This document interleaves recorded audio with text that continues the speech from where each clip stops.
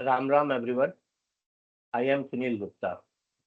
By profession, I am an entrepreneur and by passion, an astrologer. This is my first video on astrology. A few of my close friends really they motivated me to share my knowledge, and that's why I am here today. And most important thing, whatever I have learned in astrology is just because of BP Goyal sir, who simplified astrology for me and taught it like mathematics. It's really amazing. तो उनके चरणों में सत सत नमन।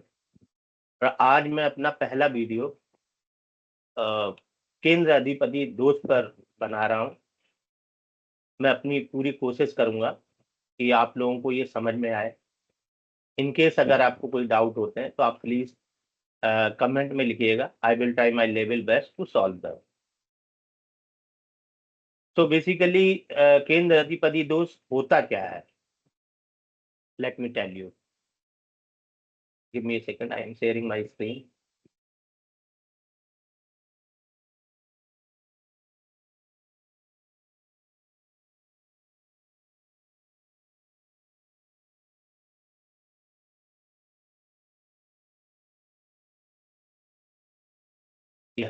सो केंद्र अधिपति दोष, केंद्र अधिपति दोष को समझने के लिए सबसे पहले हमको क्लासिक के 4 डिक्टम को समझना होगा। बेसिकली 4 रूल्स होते हैं, जिनमें से पहला रूल ये कहता है कि केंद्र के अधिपति हमेशा शुभ होते हैं। दूसरा रूल होता है त्रिसडाय लॉर्ड, अर्थात 3, 6, 11 इनके स्वामी हमेशा अशुभ होते हैं। और केंद्र के लॉर्ड न्यूट्रल कहलाते हैं। इसी तरीके से 2, 8, 12 के स्वामी भी न्यूट्रल कहलाते हैं। अब चूंकि ये न्यूट्रल है, इसका मतलब है कि इन लॉर्ड्स को अगर हमें एनालाइज करना है तो हमें इनकी पोजीशन और इनका एसोसिएशन देखना होगा। क्योंकि जब ये न्यूट्रल हो गए तो गंगा जल की तरह निर्मल है, जिस तरीके का भी कलर इनमें मिलाया जाएगा उस तरीके से ये बिहेव करना शुरू करते हैं। तो कुल मिला के ये 4 डिक्टम, 4 रूल्स को हमको फॉलो करते हुए केंद्र अधिपति दोष को एनालाइज करना है। अब जैसा कि ये नाम खुद कहता है कि केंद्र अधिपति दोष, इसका मतलब है हम ये उन लोगों के लिए देख रहे हैं जो केंद्र के अधिपति मींस केंद्र के जो लॉर्ड है, उनको हम कहते हैं कि ये केंद्र अधिपति दोष। अब जैसा कि डिक्टम क्लासिक में भी कहा गया है कि जो बेनिफिक होते हैं अगर वो केंद्र के लॉर्ड होते हैं तो वो अपनी शुभता छोड़ देते हैं, और जो मेलेफिक होते हैं वो अपनी अशुभता छोड़ देते हैं। तो इसको अगर हम सरल शब्दों में कहें, जैसा मैंने पहले बताया कि केंद्र के जो लॉर्ड होते हैं वो न्यूट्रल होते हैं। इसलिए जब केंद्र का लॉर्ड शुभ प्लेनेट बनेगा, जैसे कि जुपिटर, मरकरी, वीनस, ये लोग अपनी शुभता छोड़ देते हैं। मींस ये लोग न्यूट्रल हो जाते हैं, इसलिए ऐसा कहा जाता है कि ये लोग अपनी शुभता छोड़ देते हैं। इसी तरह से अगर केंद्र के लॉर्ड मंगल, राहु, केतु, शनि इस तरह के प्लेनेट बनते हैं तो ये अपनी अशुभता छोड़ देते हैं, क्योंकि इनका नेचुरल कैरेक्टरिस्टिक अशुभता देना है, राइट। तो क्योंकि ये केंद्र के लॉर्ड हम न्यूट्रल हो जाते हैं तो ये अपना अशुभ प्रभाव कम कर देते हैं। ऐसा डिक्टम है। अब आपको अगर ये पीपीटी दिख रही है तो इसमें मैंने काल पुरुष की कुंडली को बनाया है। अगर हम काल पुरुष की कुंडली को देखें तो फर्स्ट हाउस में मेष राशि आती है। यहाँ पर केंद्र के लॉर्ड चंद्रमा बनते हैं, राइट। तो चंद्रमा एज ए केंद्र लॉर्ड है, फोर्थ लॉर्ड। इसका मतलब है कि चंद्रमा इस कुंडली में न्यूट्रल हो गए हैं। अगर ऐसा कहा जाता है कि शुभ प्लेनेट अपनी शुभता छोड़ देते हैं, इट मींस कि चंद्रमा अब न्यूट्रल प्लेनेट है। चंद्रमा की पोजीशन कुंडली में क्या है, वो कहाँ बैठे हुए हैं, किन लोगों की संगति में है, किन लोगों से एस्पेक्टेड है, किन लोगों के साथ एसोसिएटेड है। बेसिकली हमको पीएसी देखनी है, प्लेसमेंट, एस्पेक्ट एंड कंजंक्शन। इसके बेस पे हम डिसाइड करेंगे कि ये चंद्रमा इस कुंडली में क्या प्रभाव देंगे। और ये केंद्र अधिपति जो दोष है, ये जनरली दशा में ही लगता है कि जब केंद्र के अधिपति की दशा आएगी तब वो कैसे प्रभाव देंगे। नेचुरली जब भी हम दशा देखेंगे तो उसमें हमको और भी बहुत सारी पोजीशंस देखनी होती हैं, पर कहीं ना कहीं ये केंद्र अधिपति से हमको एक हिंट मिलती है। उसके बाद किस नक्षत्र में है, D9 में कैसी पोजीशन है, और वर्गा चार्ट में कैसी पोजीशन है, वो सब भी कलेक्टिव देखना होगा, पर मोटा मोटा डिक्टम हमको यहाँ से मिलता है। ऐसे ही अगर हम वृष लगन की कुंडली को देखें तो वहां पर फोर्थ लॉर्ड सूर्य बनते हैं। अब सूर्य, same same rules apply with सूर्य ऑल्सो, कि उनका पीएसी क्या है, बेसिकली कहाँ बैठे हैं, किनके साथ एसोसिएटेड है, कौन कंजंक्ट कर रहा है, किसके द्वारा एस्पेक्टेड है, तभी हम इनके बारे में क्लैरिटी दे पाएंगे। अब अगर हम मिथुन लगन की कुंडली को देखें तो यहाँ पर केंद्र के लॉर्ड मरकरी और जुपिटर बनते हैं। Mercury as a fourth lord और एज ए सेवेंथ लॉर्ड, क्योंकि हमने बताया है कि केंद्र के जो लॉर्ड होते हैं वो न्यूट्रल होते हैं।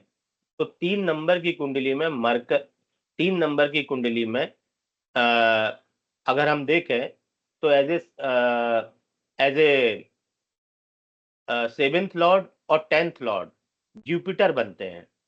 तो एज ए केंद्र लॉर्ड जुपिटर न्यूट्रल हो जाते हैं।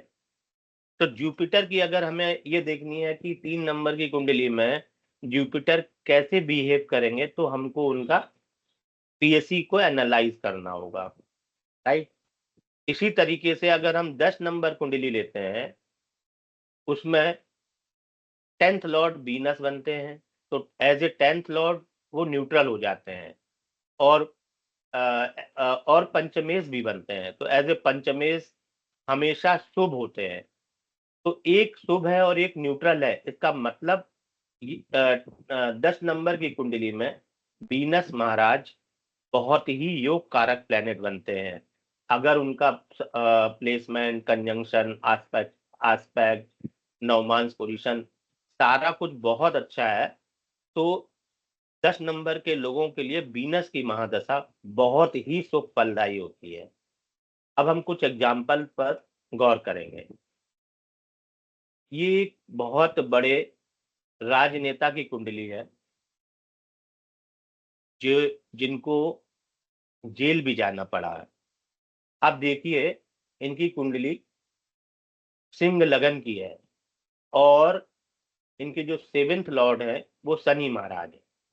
शनि महाराज एज ए सेवेंथ लॉर्ड होकर न्यूट्रल बन जाते हैं। पर जो शनि शनि महाराज की जो दूसरी राशि है वो 6th हाउस में आ रही है, और हमने डिक्टम पढ़ा है कि त्रिसडाय लॉर्ड हमेशा पापी होते हैं। तो 5 नंबर की कुंडली में शनि महाराज बहुत ही पापी प्लेनेट हो जाते हैं। तो नेचुरली ये अपनी दशा अंतरदशा में उस व्यक्ति को कोई ना कोई पीड़ा जरूर देंगे। अब हम दूसरे चार्ट पर निगाह डालते हैं।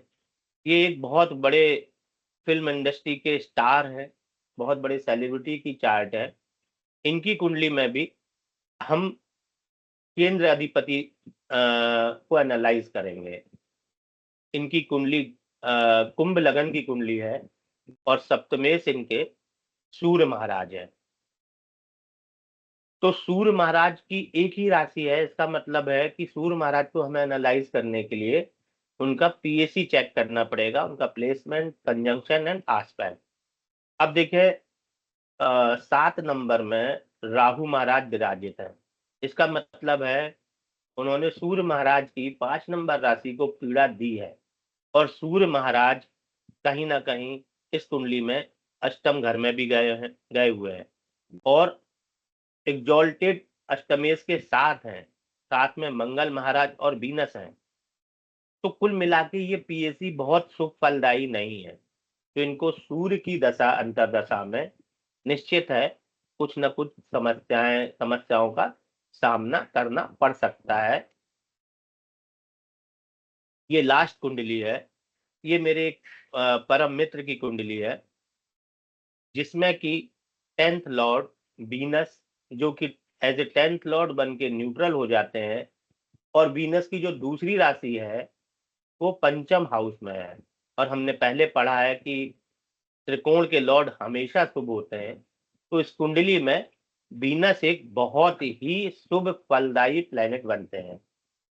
पर चूंकि इस कुंडली में वीनस की एक राशि में केतु महाराज भी विराजित हैं, तो जब वीनस की दशा महादशा आएगी इस व्यक्ति के लिए, तो बहुत शुभ परिणाम के साथ साथ कुछ प्रॉब्लम भी लेकर आएगी, क्योंकि केतु महाराज वहां विराजित हैं।